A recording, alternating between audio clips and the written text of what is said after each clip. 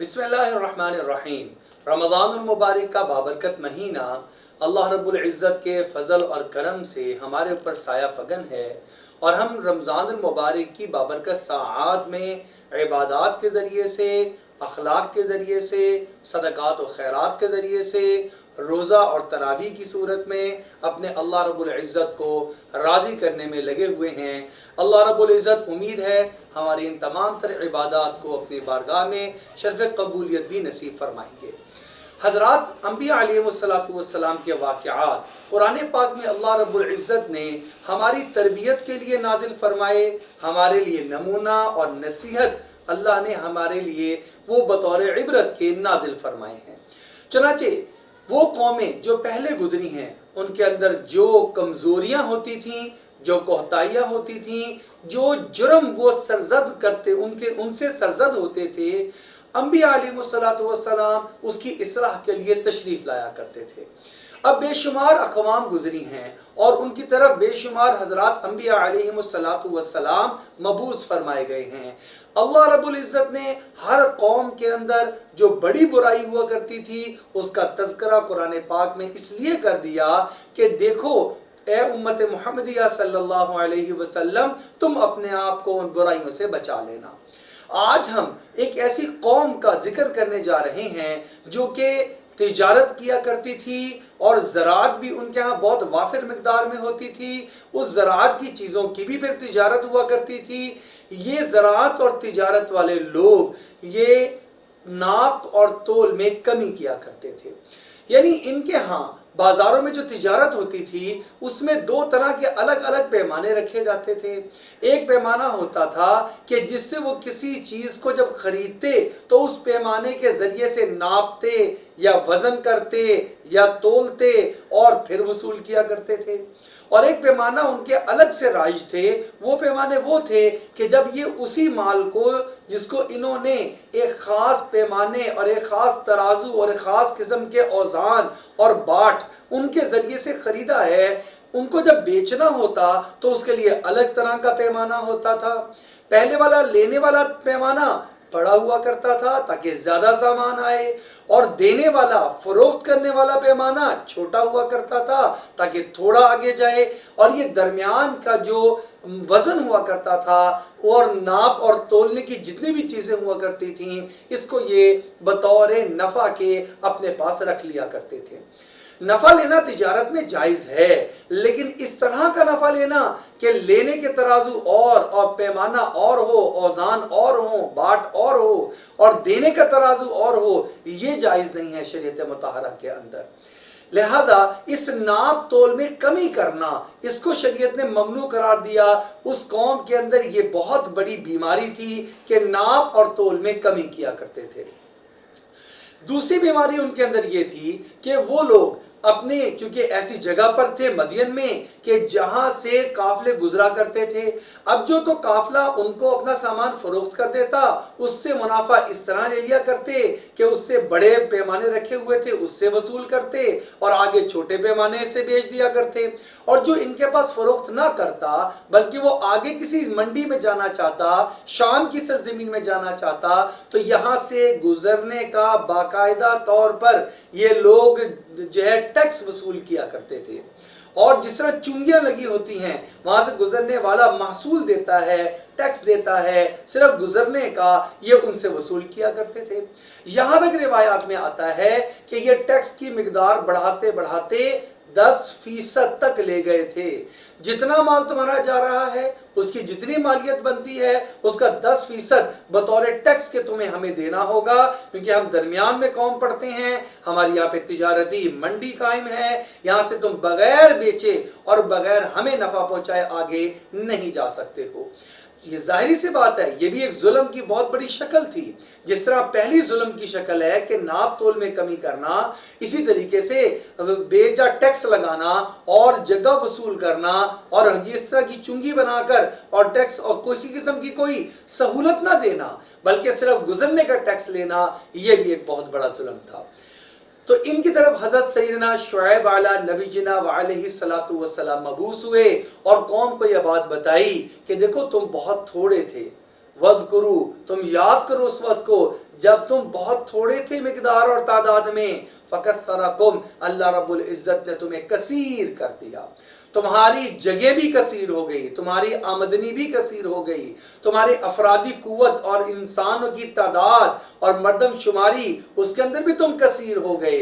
तो अब अल्लाह ने तुम्हें हर तरह से नेमतों से नवाजा, तुम अल्लाह का शुक्र अदा करो, चे जाए कि अल्लाह के दूसरे बंदे और मखलूक उसके ऊपर जुल्म उठाना शुरू कर दो। फाउफुल कैला वल मीज़ाना, बस तुम अपने कैल को यानी नापने के जो पैमाने हैं इनको भी पूरा पूरा रखो, और वजन की जो चीजें हैं उसको भी, तराजू उसको भी पूरा पूरा रखो, कमी बेशी ना करो, वरना अल्लाह का अजाब तुम पर आ जाएगा। बक़ियतुल्लाहि खैरुल लकुम, वो कहते हैं हमारी तिजारत है, हमें इसमें बचता कुछ नहीं। तो अल्लाह के नबी हज़रत शुएब अलैहिस्सलाम ने फरमाया कि तुम जायज़ मुनाफा रखकर जब तिजारत करोगे तो जो तुम्हें मुनाफा बचेगा इसमें अल्लाह तुम्हारे लिए खैर रख देंगे, इसी में तुम्हारे लिए बरकत हुआ करेगी। यहाँ से हमारे लिए समझने की बात यह है कि नाजायज़ तरीके से कमाया जाने वाला माल, जो हराम तरीके से कमाया जाए वो माल हराम होता है। ये चाहे कितना ही ज़्यादा और कसीर महसूस क्यों ना हो, इसमें बरकत नहीं हुआ करती है। और जायज़ तरीक़ों से, जायज़ और हलाल तरीके से मुनाफा कमाया जाने वाला चाहे थोड़ा महसूस हो, लेकिन इसमें चूँकि हलाल है अल्लाह ने बरकत रखी होती है। इस बारे में आप कुरान पाक की दीगर आयात को भी देख लें। यमहकुल्लाहुर रिबा व युर्बिस सदाकात, अल्लाह रब्बुल इज़्ज़त रिबा और सूद को मिटा कर रख देते हैं, घटा देते हैं। हालांकि ज़ाहिरी आंख क्या देखती है कि सूद, एक माल 1 लाख रुपया सूद पर दिया और वापस बदले में 1 लाख अपने साथ 10,000 और लेकर आया, तो ये माल ज़ाहिरी एतबार से, देखने के एतबार से बढ़ गया कि दिया 1 लाख था, वापस 1 लाख और 10,000 आ गया। और सदकात जिसमें से अल्लाह के नाम पर खर्च किया जाए, बज़ाहिर ये लगता है कि ये कम हो गया। जैसे 1 लाख अगर किसी के पास रकम है उसमें से ज़कात अदा करेगा तो 2,500 रुपये ज़कात होगी, तो ये कम हो गया। लेकिन ये हलाल माल और हराम का फ़र्क है। जो हराम है उसमें से अल्लाह रब्बुल इज़्ज़त बरकत को निकाल देते हैं, वो ज़्यादा भी हो तो उसके अंदर जो बरकत नहीं होती, और जो हलाल होता है वो थोड़ा भी हो उसके अंदर बरकत होती है। इस वजह से अल्लाह उस इंसान के लिए उसको पूरा कर देते हैं। नबी पाक सल्लल्लाहु अलैहि वसल्लम की हदीस मुबारक इस बारे में हमारी बेहतरीन रहनुमाई करती है। आप सल्लल्लाहु अलैहि वसल्लम ने इरशाद फरमाया, जिसका मफहूम ये है, वो कसीर माल जो तुम्हें पूरा ना पड़े और वो कलील माल जो तुम्हें पूरा पड़ जाए, तो ये ज़्यादा बेहतर है कलील माल जो तुम्हें पूरा पड़ रहा है उस कसीर माल से जो तुम्हें पूरा नहीं पड़ रहा। और इसमें बुनियादी चीज़ क्या होती है? वो होती है हलाल और हराम का फ़र्क ना करना। अब उस कौम के अंदर, कौम शुएब के अंदर ये ऐसी बुराई थी कि जिसके ऊपर हज़रत अंबिया अलैहिस्सलातु वस्सलाम ने उनको मना फरमाया, वो ना माने तो बिल आखिर उनके ऊपर अल्लाह का अजाब आ गया। और अजाब ज़लज़ले की शक्ल में भी आया, उनकी तिजारत की कमी के सिलसिले में भी आया, माल होने के बावजूद तंगी आ गई। यही चीज़ें इंसान आज अपने घरानों में देखे, अपने तिजारती जो मराकज़ में देखे, अपनी मंडियों में देखे। जो इंसान नाप तोल में कमी करता है, वो चाहे कितना ही बड़ा कारोबारी क्यों ना हो, उसके माल में बरकत नहीं हुआ करती है और वो हमेशा तंगदस्ती का शिकार रहता है।